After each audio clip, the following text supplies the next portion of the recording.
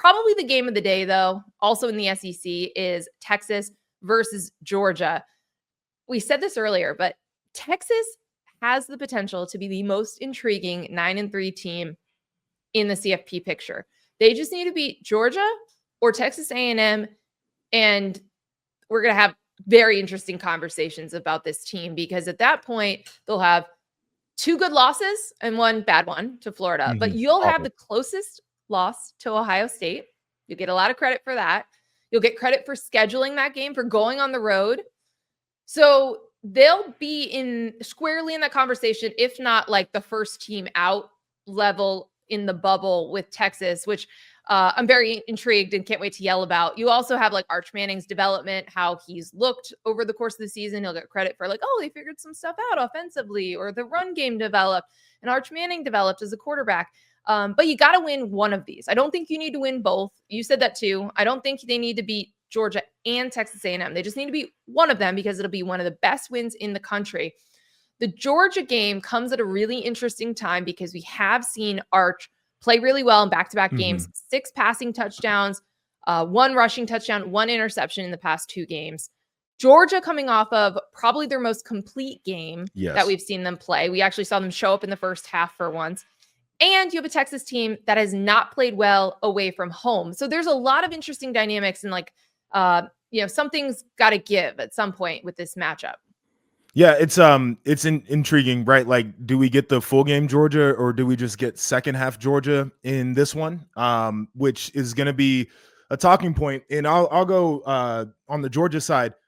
Gunnar Stockton, you know how I felt about him at the beginning of the year. Like, I don't think he's that like gifted of a player, but he's a really freaking good player. And so I think he's going to have to continue to do what he's done, which basically is like go out there and have 250, 300 yards to the air and a couple touchdowns and maybe run one in. And I think he's capable of doing that on a week in, week out basis, even though I don't think that he's one of the more gifted quarterbacks playing the game right now.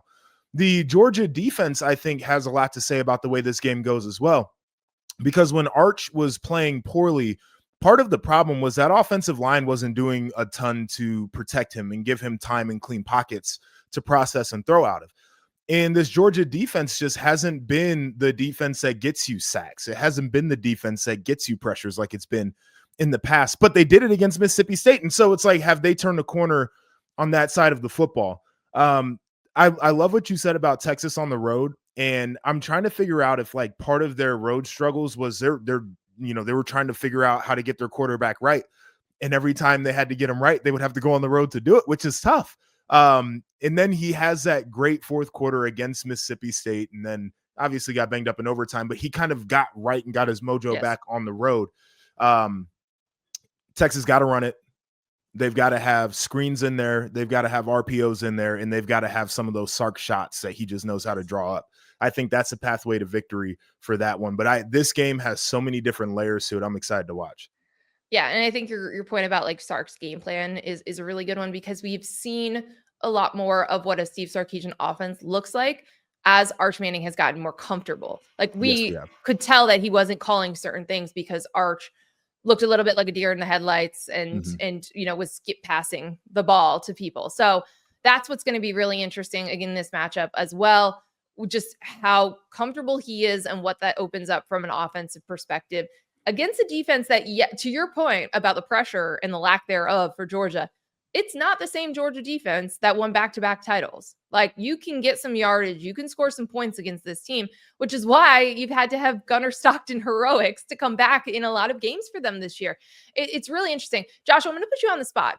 You don't have to say this game, but between this and A&M, is Texas going to win one of the 2 big games on the schedule? I think they do. I think they do too, really, for chaos theory. Yeah, no, I'm we need something to yell about for the last 3 weeks of the season. Yes. I'm wish casting it, but the A&M one I think is, and I think that's at Texas. That one's the one that intrigues me because we talked about it. A&M's won a lot of different ways, but it feels like that could also mean they're a high variance team, and something could go wrong on a rivalry weekend. Yeah, I think you're right, because I remember last year, because it was the return of the rivalry, and it was at A&M.